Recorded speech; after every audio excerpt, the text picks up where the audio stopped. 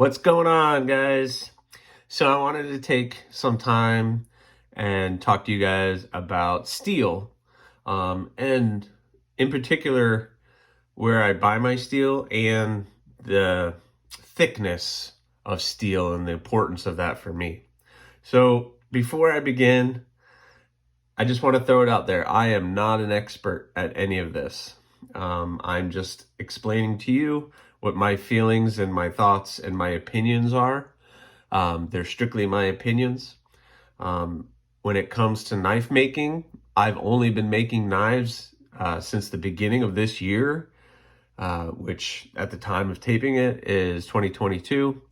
So I haven't been doing it very long, but I've learned a lot, and I just want to kind of share some of that with you or any new knife makers that are coming along, and just maybe some tips to help you get started, as I kind of found out the hard way doing things kind of the wrong way.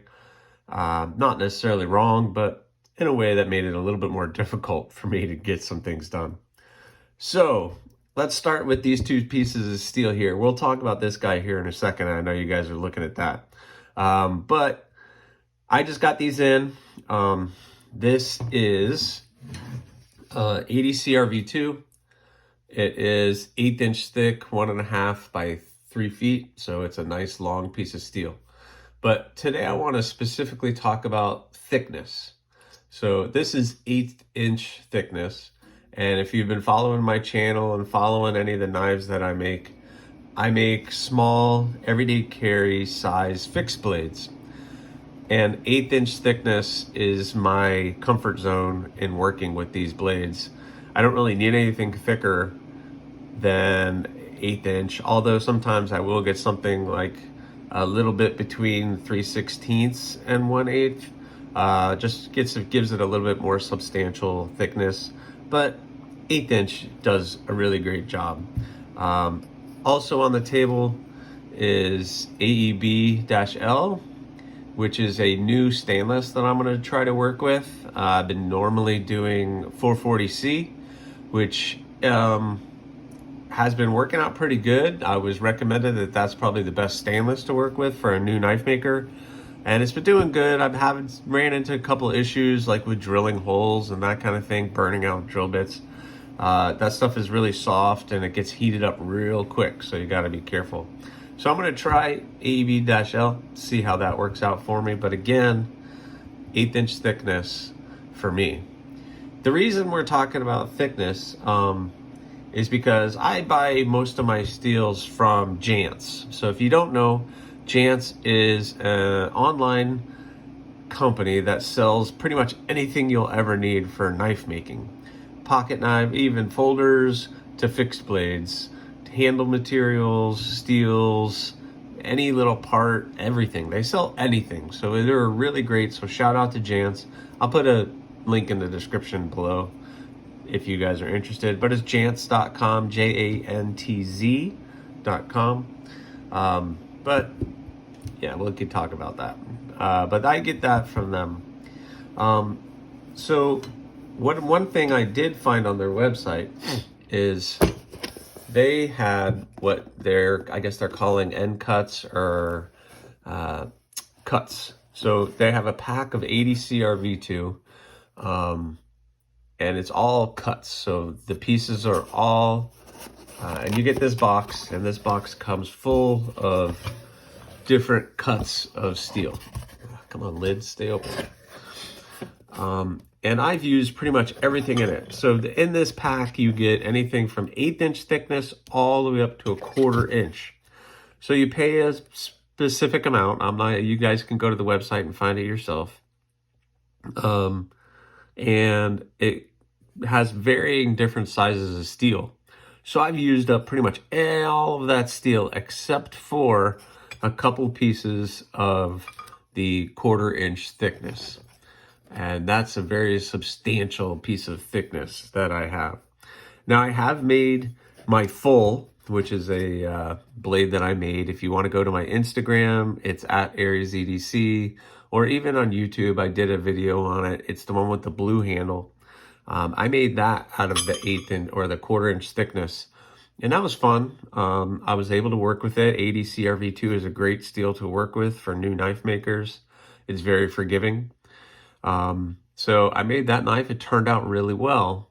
So then I'm looking at this and I'm like, what am I going to do with a lot of this thickness?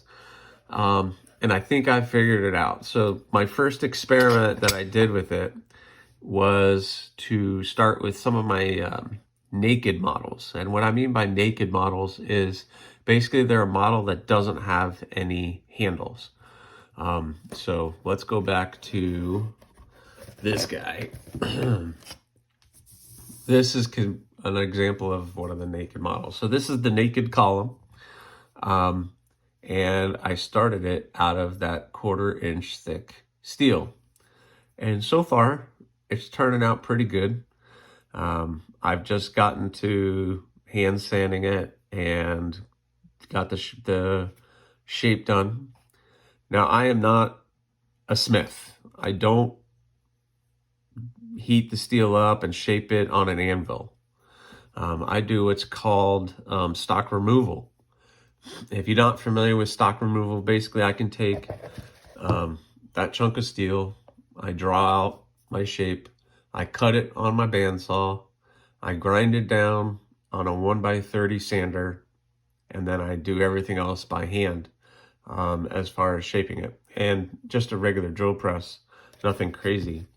So I have all just regular tools, no laser cutting, no CNC machines in my garage because I work out of my garage. I'm a hobbyist mostly, so I just do it for fun. But I have this knife that I've started, got it down to 400 grit. I rounded all the edges. That was a lot of work to get all these edges rounded, try to get the holes nice and smoothed out. Because one of the things that I love is having a comfortable grip. And that's one thing I like to do with all my knives is take the time to do a comfortable grip. So I think the 1/4 inch thickness is kind of turning out for this guy. What do you think? Leave some comments below. That would help me out. But I think it's turning out pretty cool. And I think I'm going to stick with my 2 naked models that I think this is going to work with. I have this one, the column, and I just finished the other one, which is the gargoyle. And I did, this is 440C. I think it's like 9/32 is the thickness of that. And it turned out really cool. Very comfortable in your hand. You get that full grip. It's nice and balanced. Let's see if I can get it. So it's nicely balanced right where your finger goes. So it's a really great blade.